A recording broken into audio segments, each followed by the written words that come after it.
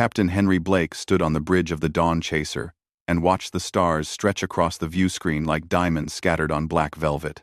He had been exploring this sector of space for 3 months now, and nothing unusual had crossed their path until today.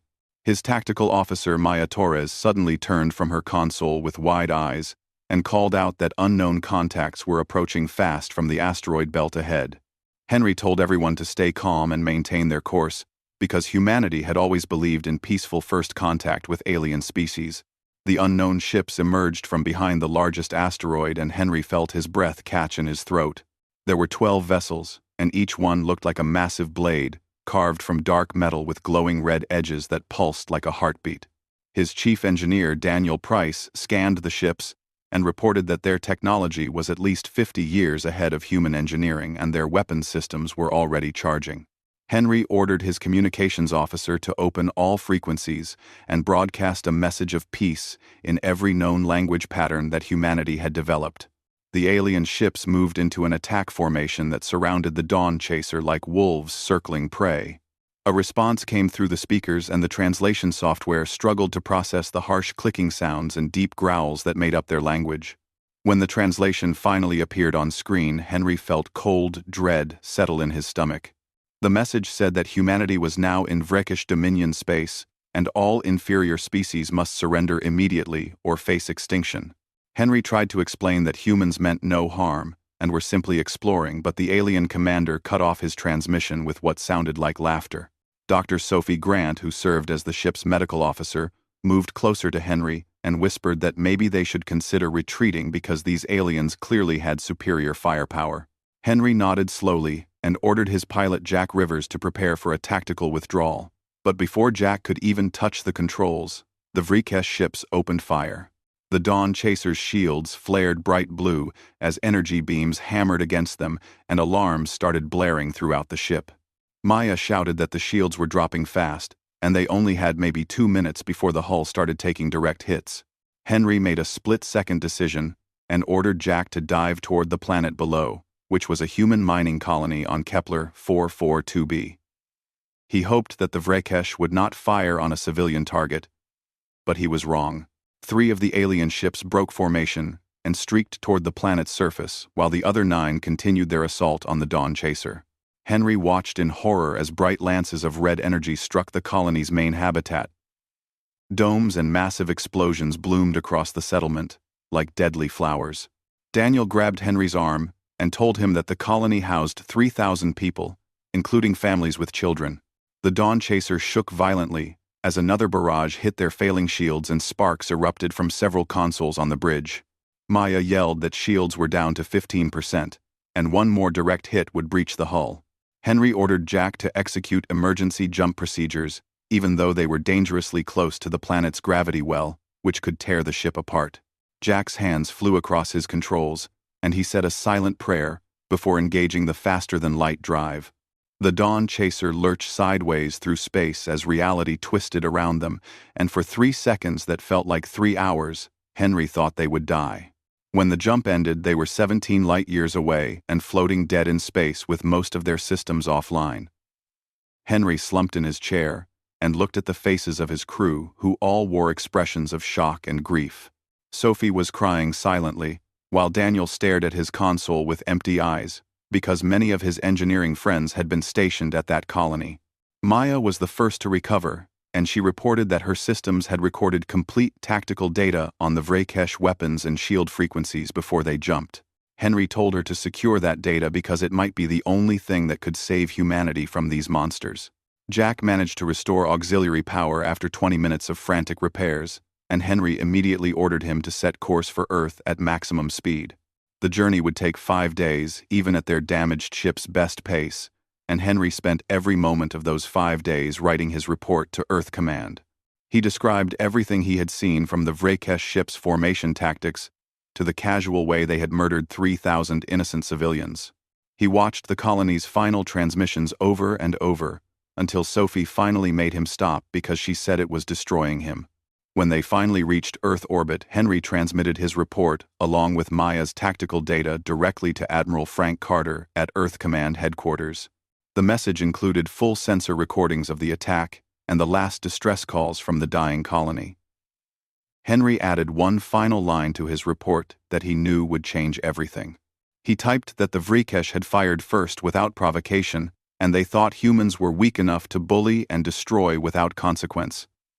He ended his message with a simple request that burned with cold fury: show them what humans do to bullies. Admiral Carter's response came within an hour, and it consisted of just 3 words that made Henry smile grimly. Message received and understood.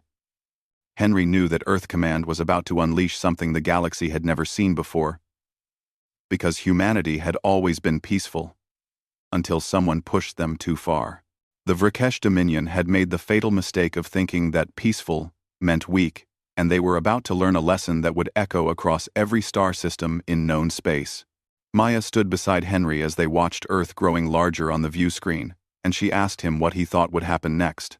Henry looked at the blue planet that held 8 billion human souls, and he thought about the 3,000 people who had died simply because they existed in the wrong place. He told Maya that humanity was going to do what it always did when someone threatened their children and their homes. They were going to end the threat completely and permanently, so that no one would ever make that mistake again. The Dawn Chaser docked at Earth's primary orbital station, and Henry prepared to give his testimony to the Admiralty Board. As he walked through the corridors, he saw military personnel rushing everywhere with determined expressions on their faces. Ships were being recalled from every corner of human space, and weapons factories were shifting to full wartime production. Henry realized that Earth was preparing for total war, and the Vrikesh had no idea what was coming for them. Admiral Frank Carter sat at the head of the massive conference table in Earth Command's war room and studied the faces of the men and women who would help him plan humanity's response. Dr. Linda Hayes was there with her strategic mind that could see patterns in chaos, and Colonel Ryan Mitchell brought his expertise in weapons development that had revolutionized human military technology. Victoria Stone from Intelligence had files stacked in front of her, containing every scrap of information humanity had gathered about the Vrikesh Dominion over the past week. The holographic display in the center of the table showed the Vrikesh territory, which sprawled across 17 star systems like a cancer.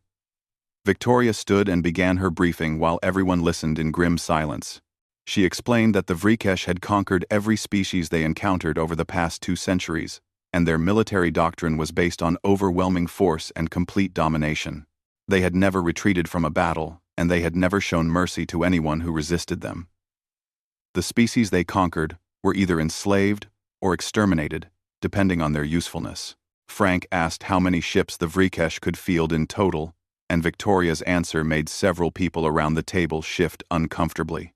She estimated their fleet strength at somewhere between 800 and 1,000 warships, with the majority being heavy cruisers and battleships. Humanity could muster maybe 300 ships if they pulled every vessel from patrol duty and merchant conversion. The numbers looked bad, but Frank had not survived 30 years in the military by accepting defeat before the first shot was fired. Dr. Linda Hayes cleared her throat and said that raw numbers did not tell the whole story because warfare was about more than just counting ships. She brought up the tactical data that Maya Torres had recorded during the Dawn Chasers encounter and pointed out several interesting facts. The Vrikesh relied heavily on energy shields that could deflect most directed energy weapons, but their ships had relatively light armor underneath. Their formations were rigid and traditional, which suggested they had not faced an adaptive enemy in a long time. Most importantly, they seemed to have no experience with kinetic weapons or nuclear devices, because those technologies had been abandoned by most spacefaring races as primitive. Colonel Ryan Mitchell leaned forward with a predatory smile and said that humanity still used those primitive technologies because they were effective and cheap to produce. He explained that his weapons division had been developing new systems specifically designed to counter advanced shield technology. Railguns could punch through energy barriers by using simple mass and velocity. Nuclear-pumped lasers could overwhelm shields with sheer power output. Antimatter missiles did not care about defensive systems because when matter met antimatter, everything nearby simply ceased to exist. Frank listened to his team discuss tactics and strategies while his mind worked through the larger problem. Earth could not afford a long war of attrition because eventually the Vrikesh numbers would wear them down. They needed to hit so hard and so fast that the enemy never recovered from the first blow. He interrupted the discussion and told everyone that humanity would not be fighting a conventional war. They would be executing a campaign of total annihilation designed to eliminate the Vrakesh as a military threat forever. The room fell silent, and Victoria asked if Frank was seriously proposing genocide. Frank met her eyes and said he was proposing the complete destruction of the Vrakesh war machine and nothing more. Every shipyard would be destroyed, and every weapons factory would be rubble, and every military installation would be turned to ash. The Vrakesh people could survive, but their ability to wage war would be burned out so thoroughly that it would take them centuries to recover. Some people called that mercy, but Frank called it necessity. A priority alert flashed on the main screen, and a junior officer announced that an alien vessel was requesting permission to dock at the orbital station. Frank ordered the ship allowed through, and 10 minutes later, a delegation from the Galactic Council entered the war room. The lead envoy was a tall, thin creature named Kelvor, who belonged to a species called the Thalari.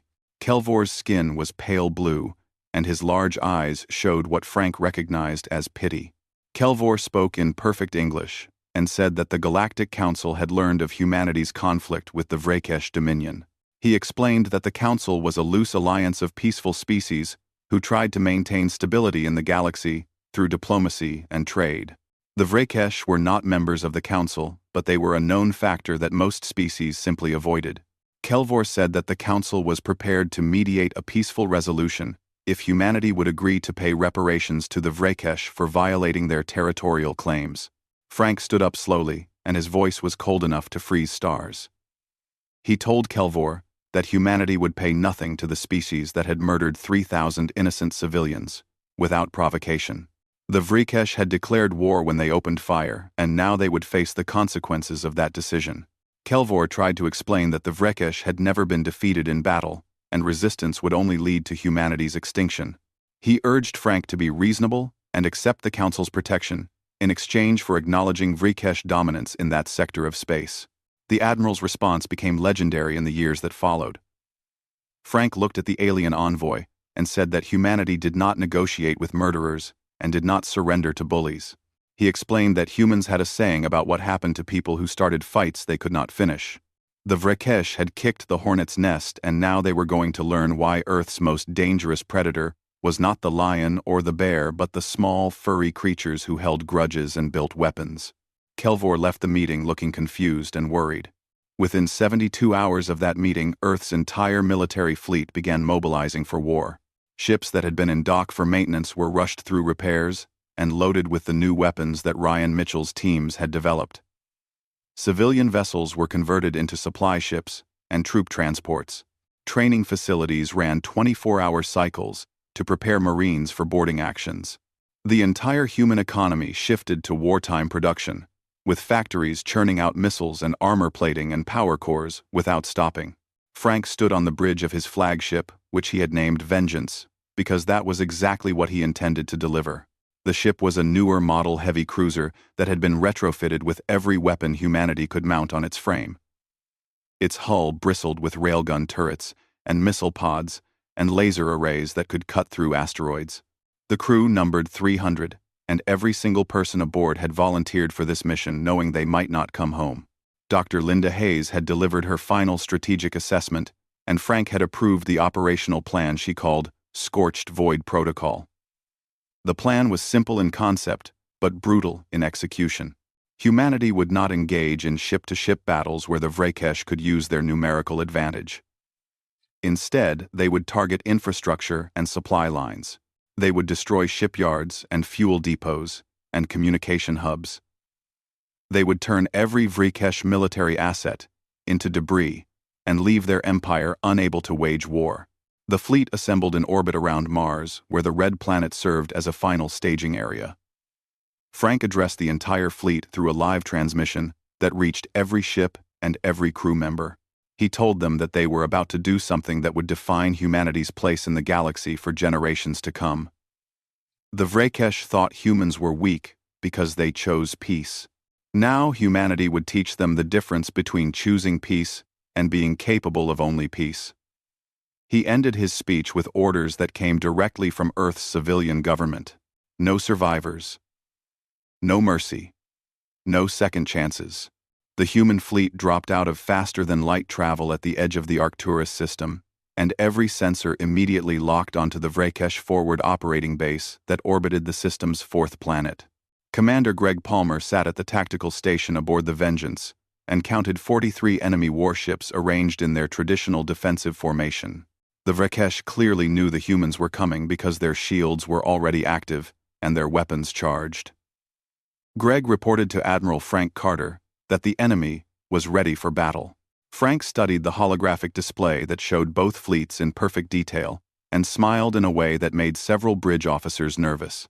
He told Greg to transmit the order for Pattern Omega, which was the tactical formation that Dr. Linda Hayes had designed specifically for this moment.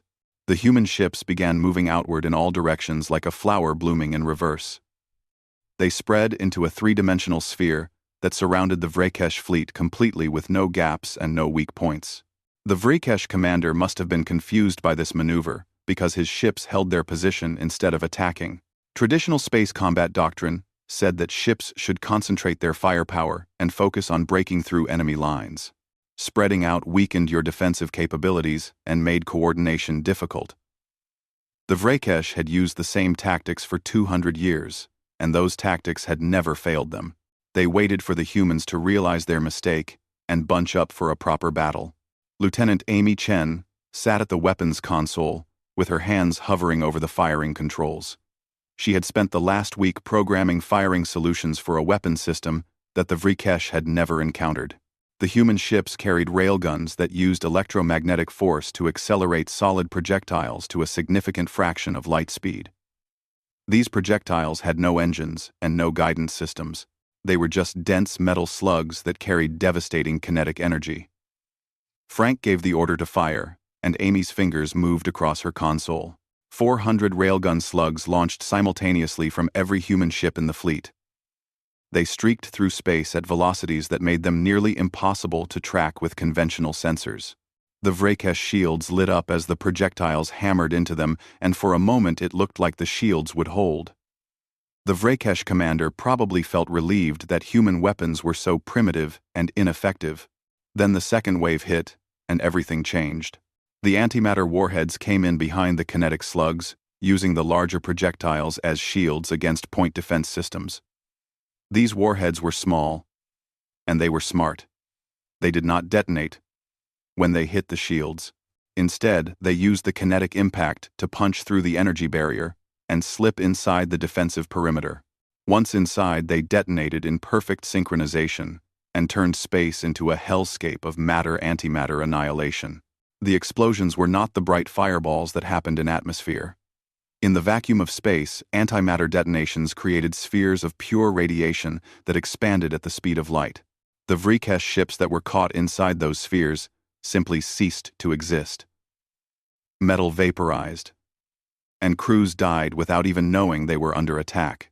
The ships that were outside the initial blast radius tried to maneuver away, but they were trapped inside the human formation with nowhere to run. Captain Nicole Barnes commanded the destroyer Red Dawn, and she watched her tactical display with satisfaction as enemy contacts winked out one after another. Her ship was equipped with the new nuclear-pumped lasers that Colonel Ryan Mitchell had developed. These weapons used nuclear explosions to generate incredibly powerful laser beams that could burn through any known armor. Nicole ordered her weapons officer to target the Vrakesh command ship, and when the laser fired, the enemy vessel's hull glowed white-hot before splitting in half. The battle lasted 17 minutes from first shot to last. When it was over, the Vrakesh forward operating base was gone.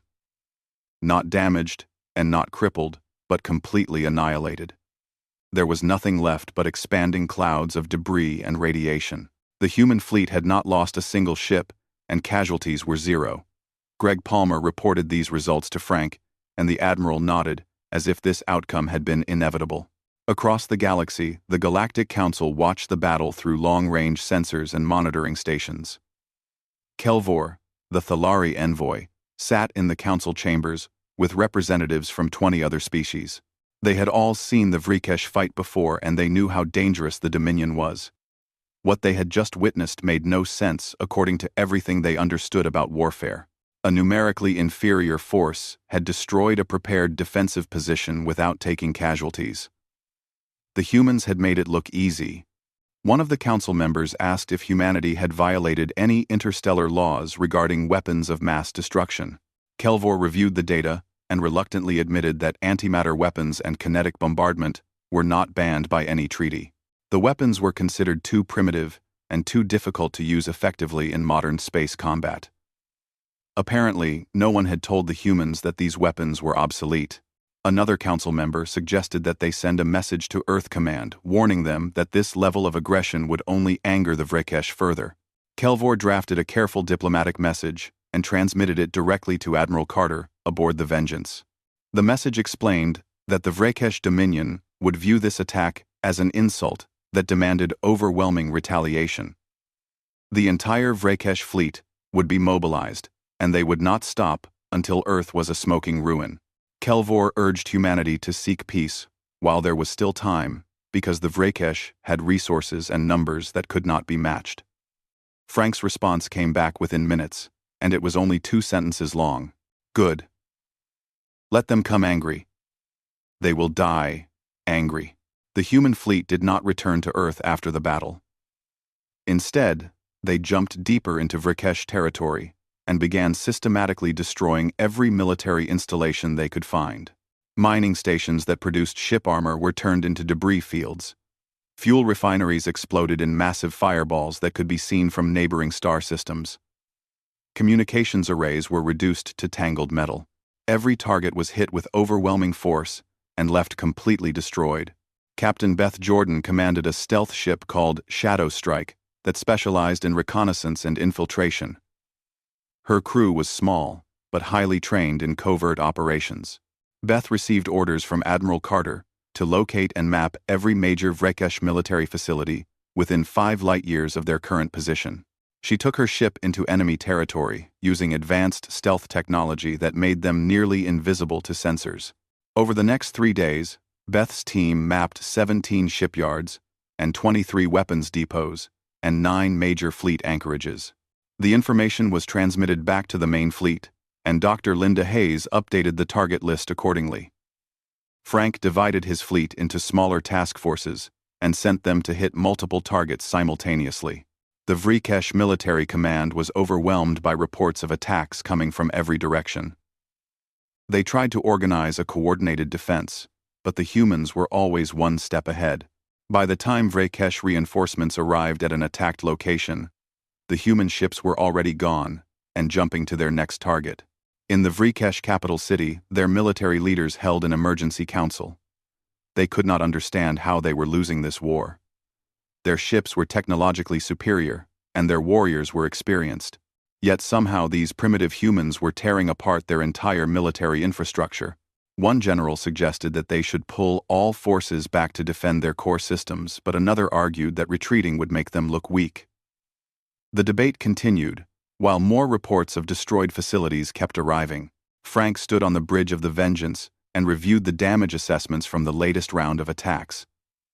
In just 1 week, humanity had destroyed 30% of the Vrakesh military's logistical support. Their ability to build new ships and supply existing fleets was crippled. Victoria Stone's intelligence reports indicated that Vrakesh morale was collapsing as word spread about the devastating human attacks. Some Vrakesh commanders were abandoning their posts rather than face the human fleet. The admiral called a meeting with his senior officers and told them that the time had come for the final phase of their operation. The Vrakesh Dominion's military strength was broken, but the threat was not eliminated. As long as their homeworld remained intact, they could eventually rebuild, and humanity would face the same danger in 50 or 100 years. Frank explained that they were going to take the war to Vrakesh home space and ensure that this enemy could never threaten Earth again. Greg Palmer asked if they were really going to attack the Vrakesh homeworld, and Frank nodded. He said that the Vrakesh had opened this war by destroying a human colony and killing 3,000 civilians. Now humanity would show them what happened when you started a war with a species that did not believe in half measures. The human fleet began preparations for the deepest strike into enemy territory that any species had ever attempted. They were going to hit the Vrakesh where they felt safest, and destroy their ability to make war forever. The Vrakesh Dominion responded to humanity's attacks by recalling every warship from every conquered system and assembling them into one massive armada. Commander Jake Morrison sat in his reconnaissance ship hidden behind a gas giant's moon and watched 600 Vrakesh warships gather in formation. His stealth systems kept him invisible, but Jake felt cold sweat running down his back because he had never seen so much military power concentrated in one place. He transmitted the data back to Admiral Frank Carter and added a note that this fleet was heading directly toward Earth. Frank received Jake's report, while the human fleet was resupplying at a captured Vrakesh fuel depot. He called his senior officers together and showed them the tactical display with 600 red contacts moving in Earth's direction. Several officers suggested that they should return home immediately to help defend against this massive force. Frank shook his head and told them that running back to Earth was exactly what the Vrakesh wanted. While humanity defended their homeworld, the Vrakesh would have time to rebuild their infrastructure, and the war would drag on for years. Dr. Linda Hayes had been studying star charts and intelligence reports for the past hour, and she finally spoke up with an idea that made everyone in the room go silent. She pointed out that the Vrakesh had made a critical mistake by pulling all their ships away from their core systems. Their homeworld of Draconis Prime was now defended by only a skeleton force of older ships and orbital defense platforms.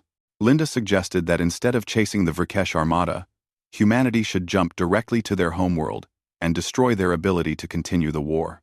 Colonel Ryan Mitchell added that his team had finished developing a new weapon system, specifically designed for planetary assault.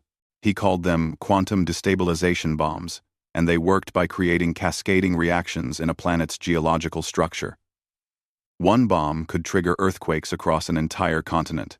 A dozen bombs could shatter a planet's tectonic plates. Ryan was careful to explain that these weapons would not kill all life on a planet, but they would absolutely destroy any military or industrial infrastructure on the surface. Frank listened to his advisors and made a decision that would define humanity's reputation in the galaxy for centuries. He ordered the fleet to jump to Draconis Prime immediately. When Victoria Stone asked what they should do about the 600 ships heading toward Earth, Frank said that Earth's defense fleet would have to hold them off. He had confidence that the home fleet could delay the enemy long enough for his forces to complete their mission. If they could destroy the Vrakesh homeworld's defenses and military capabilities, the war would be over regardless of what happened at Earth. The human fleet jumped into Vrakesh home space and dropped out of faster-than-light travel just outside the orbit of Draconis Prime. The planet was beautiful in a harsh way, with dark blue oceans and continents covered in red vegetation. 3 moons orbited the world, and massive orbital stations ringed the planet like a crown. Captain Beth Jordan watched from the bridge of her stealth ship Shadow Strike as the Vrakesh defenders scrambled to respond to the unexpected human presence. Admiral Carter broadcast a message on all frequencies so that every Vrakesh citizen and military commander could hear his words. He said that the Vrakesh Dominion had started this war by destroying a human colony and murdering 3,000 innocent people. The Vrakesh had believed that humanity was weak and could be bullied. They were wrong. Now the Vrakesh would learn what humans did to species that threatened their children and their homes. Frank's voice was cold and hard as he delivered the final line of his message. This is what humans do to threats. We erase them. The orbital defense platforms opened fire with every weapon they had. But the human fleet had fought through weeks of combat and learned every trick the Vrakesh could use. The ships moved in coordinated patterns that made targeting difficult while their point defense systems shot down incoming missiles. Lieutenant Amy Chen coordinated the fleet's counter-battery fire, and one by one the orbital platforms exploded in bright flashes. Within 20 minutes, the first line of defense was gone. Beth Jordan received orders directly from Admiral Carter to take her stealth ship and disable the planetary shield generators. She had a team of specialists aboard, including Sergeant Kyle Murphy, who was an expert in demolitions, and Lieutenant Laura King, who could hack any computer system ever built. Beth brought the Shadow Strike into low orbit, and her scanners identified the shield generator complex located on the largest moon. The generators were heavily guarded, but guards could not stop what they could not see. The Shadow Strike landed in a crater 5 kilometers from the shield complex, and Beth led her team on foot across the airless lunar surface. They moved in powered armor that matched the color of the moon's gray rock. Kyle carried enough explosives to level a small city, while Laura had a custom computer rig designed to interface with Vrikesh systems. They reached the shield complex and Laura went to work on the security systems, while Kyle planted charges on the main power conduits. It took Laura 14 minutes to crack the Vrikesh security and shut down the automated defenses. She opened a door that led into the main control room, and Kyle tossed in a flashbang grenade before the team rushed inside. The Vrikesh technicians were stunned and disoriented.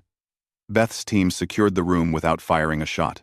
Laura plugged into the main computer and began entering shutdown codes, while Kyle set up his explosives as insurance. The planetary shields flickered and died, and Laura reported mission success to Admiral Carter. Frank had been waiting for that signal, and now he gave the order that every human in the fleet had been anticipating. He told Commander Paul Stevens, who was his fleet weapons coordinator, to execute the bombardment pattern that they had codenamed Glass Protocol. Paul's hands were steady as he entered the firing commands and transmitted them to every ship in the fleet. The bombardment began with railgun strikes that targeted military installations with surgical precision. The Vrikesh capital city had a massive military command center built into the side of a mountain. The first railgun slug punched through 50 meters of solid rock and detonated the facility's ammunition stores. The resulting explosion collapsed the entire mountain. Shipyards that had been building Vrikesh warships for a century were hit with antimatter missiles that left nothing but craters. Weapons factories exploded as nuclear-pumped lasers heated their structures until the buildings melted into slag. The bombardment was not random destruction. Every target had been carefully selected to cripple the Vrikesh military forever, without causing unnecessary civilian casualties.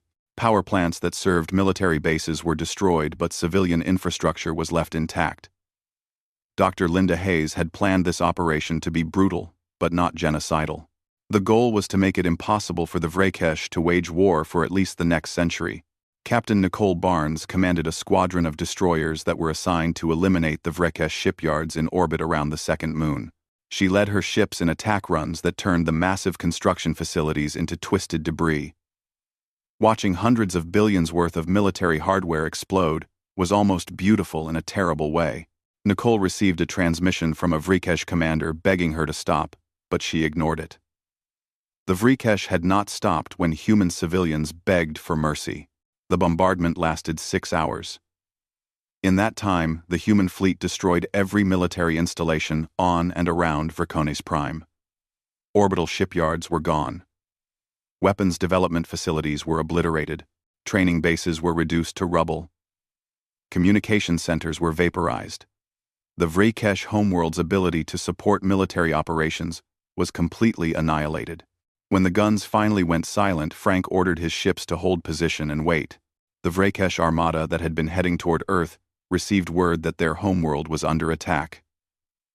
Their commander faced an impossible choice: continue toward Earth and risk losing their home, or return to defend Vircones Prime and abandon the offensive. The Vrikesh chose to return home because no warrior culture could ignore a direct attack on their homeworld. They turned their 600 ships around and raced back at maximum speed. Admiral Carter had been counting on exactly that response. He positioned his fleet in the Helix Nebula, which was a massive cloud of ionized gas and dust located between the Vrikesh armada and their homeworld. Commander Rachel Moore was a tactical genius who specialized in using environmental factors to gain advantages in combat. She had studied the Helix Nebula's composition and discovered that the gases could be weaponized under the right conditions. When the Vrikesh armada entered the nebula, the human fleet was waiting in carefully prepared positions. Frank gave the signal, and Rachel executed her plan. Human ships fired specially designed missiles into the thickest parts of the gas cloud. These missiles did not carry conventional warheads. Instead, they carried fusion igniters that could trigger the same reactions that powered stars. The nebula's gases ignited in a chain reaction that turned millions of cubic kilometers of space into a sea of nuclear fire. The Vrikesh ships tried to escape, but the fusion reaction spread faster than their engines could carry them. Shields that were designed to deflect energy weapons could not protect against temperatures that matched the core of a sun. 600 warships burned. Some exploded, as their reactors overloaded. Others simply melted like candles in a furnace. The Vrakesh Armada, that was supposed to destroy Earth, died in the most spectacular space battle in recorded history. When the fires finally burned out, the human fleet emerged without losses. Frank stood on the bridge of the Vengeance and looked at the debris field that was all that remained of the Vrakesh military might. He felt no joy in the victory because war was not something to celebrate. But he felt satisfaction that the threat to humanity was eliminated. The Vrakesh Dominion would never threaten Earth again. 3 weeks after the war began, the Vrakesh Dominion sent a delegation to Admiral Frank Carter requesting terms of surrender.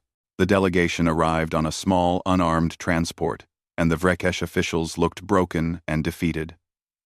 They offered to withdraw from disputed territories and pay reparations if humanity would cease hostilities. Frank listened to their offer and then told them that humanity did not accept surrenders. The Vrakesh would follow Earth's terms, or the bombardment of their worlds would continue until nothing remained. The terms that Frank dictated were harsh but necessary. The Vrakesh military would be completely disbanded, and every warship would be turned over to human forces for destruction. All weapons manufacturing facilities would remain closed and subject to inspection. Orbital shipyards would be converted to civilian use only. Any Vrakesh vessel larger than a simple transport would be considered an act of war and destroyed immediately. Human observers would be stationed on every Vrakesh world to ensure compliance. The Vrakesh officials had no choice but to agree. Governor Alan Pierce was appointed to oversee the occupation and reconstruction efforts. He arrived on Vraconis Prime with a team that included diplomatic officer Monica Wells and hundreds of support staff. Alan's job was not to rule the Vrakesh, but to ensure they could never threaten humanity again. Monica worked with local leaders to establish monitoring systems and inspection protocols. The Vrakesh people were angry and humiliated, but they were also terrified of what would happen if they resisted. The Galactic Council called an emergency session to discuss humanity's actions. Representatives from 23 species gathered in the council chambers to debate whether humans had violated interstellar law. Kelvor, the Thalari envoy, presented evidence of the systematic destruction of Vrakesh military infrastructure. He showed recordings of the bombardment of Vraconis Prime and the annihilation of the Vrakesh Armada in the Helix Nebula. Many council members were horrified by the scale of destruction. Ambassador Ellen Brooks was sent to represent humanity before the council. She was a career diplomat who had spent 30 years negotiating trade agreements and peaceful resolutions. Ellen had opposed the war initially, but after seeing the footage of the Vrakesh attack on the human colony, her position had changed. She stood before the assembled alien species with confidence and waited for them to make their accusations. A representative from the Korean Unity spoke first and called humanity warmongers, who brought nothing but violence to the galaxy. Another delegate from the Peltharian Assembly said that humans were monsters who showed no restraint or mercy. A third speaker suggested that the Council should impose sanctions on Earth and ban humanity from expanding beyond their current territory. Kelvor added that humanity's brutal tactics set a dangerous precedent that could destabilize the entire galactic order. Ellen listened to all the accusations without interrupting. When they finished, she asked permission to respond, and the Council granted it. She walked to the center of the chamber, where a holographic projector displayed images for all to see. Ellen brought up footage of the human mining colony on Kepler 442b and showed the moments before the Vrakesh attack. 3,000 people living peaceful lives, building homes and raising families. Then she showed the Vrakesh ships firing without warning, and the colony habitats exploding. She let the images speak for themselves for a long moment before she began talking. Ellen explained that humanity did not start this war, and did not want this war. The Vrakesh attacked first, and murdered innocent civilians without provocation. Earth had tried diplomatic contact, and been answered with violence. She asked the Council what they expected humanity to do when faced with an enemy that showed no mercy and promised extermination. Should humans have just accepted their fate and waited to die? Ellen continued by pointing out that the Council had done nothing to help humanity when the Vrakesh attacked. Kelvor had suggested that Earth pay reparations to the aggressors and accept Vrakesh dominance. The Council had stood by and watched, while an innocent species was threatened with genocide. Now that humanity had defended itself effectively, the Council wanted to condemn Earth for being too violent. The hypocrisy was stunning. She brought up statistics showing how long typical wars lasted when fought according to traditional rules. The Vrikesh had conquered 17 species over 2 centuries, and each conquest involved years of fighting and millions of casualties. If humanity had fought a conventional war by the Council's standards, the conflict would have dragged on for decades. Billions of humans and Vrikesh would have died. Instead, the war ended in 3 weeks because humanity hit hard enough to make continued resistance impossible.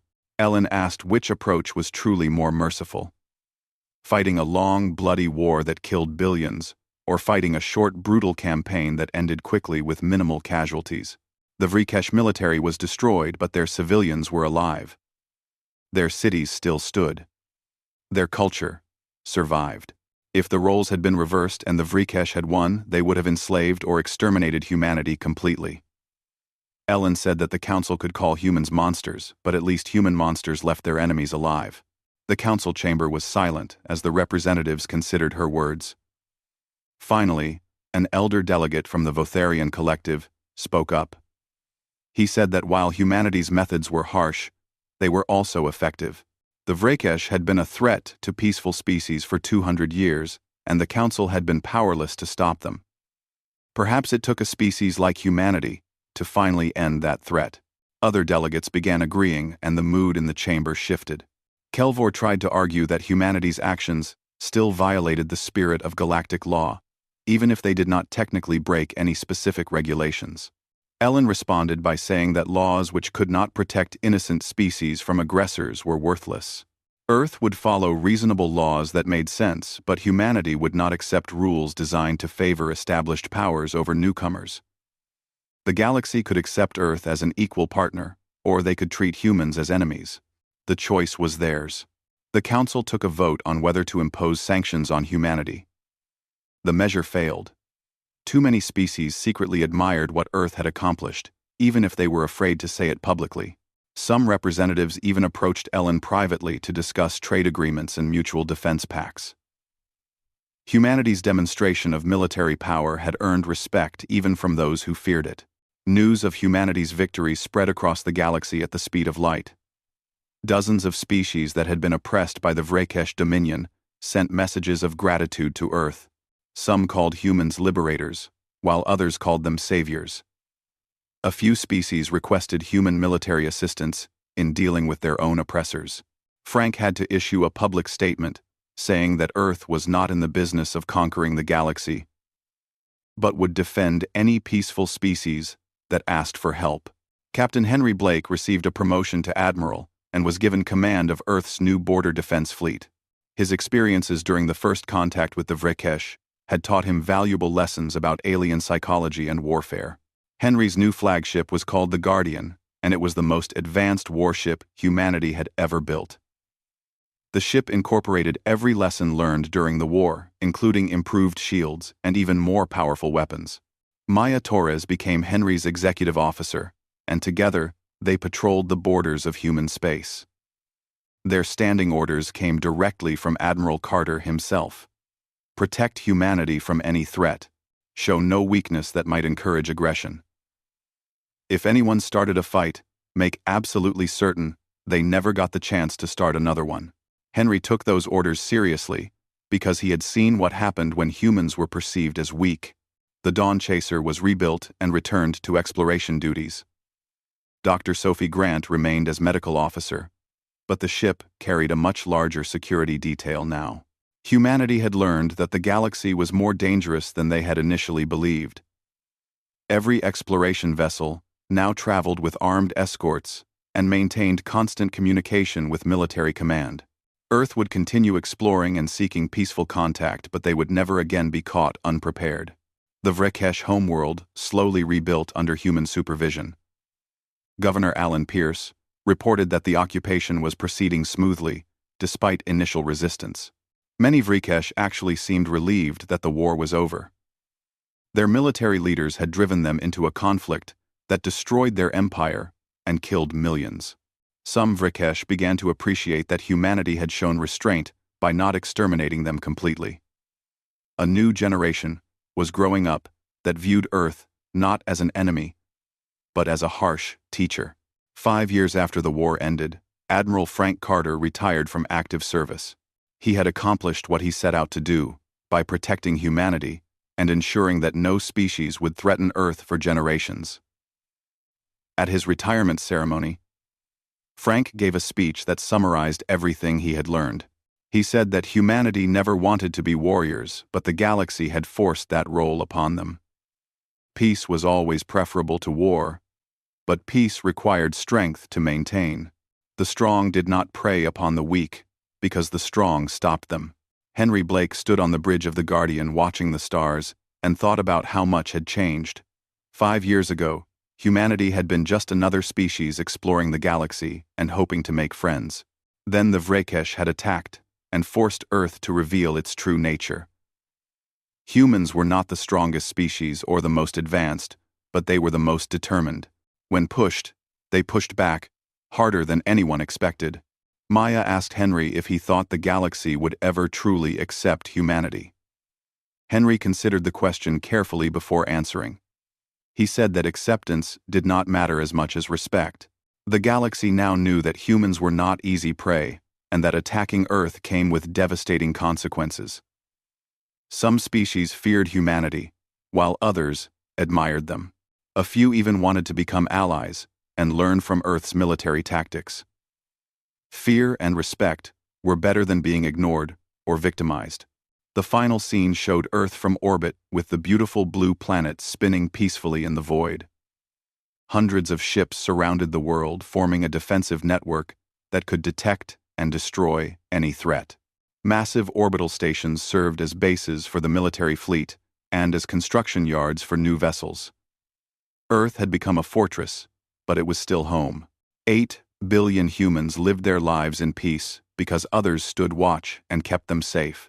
Humanity had not asked to become warriors, but when forced to fight, they had proven something important. Humans did not fight battles for glory or honor. They did not seek fair fights or sporting contests. When threatened, they fought to eliminate the threat completely and permanently. The Vrakesh had learned that lesson at terrible cost. Now, the entire galaxy knew the same truth. Humans did not fight battles. They ended wars,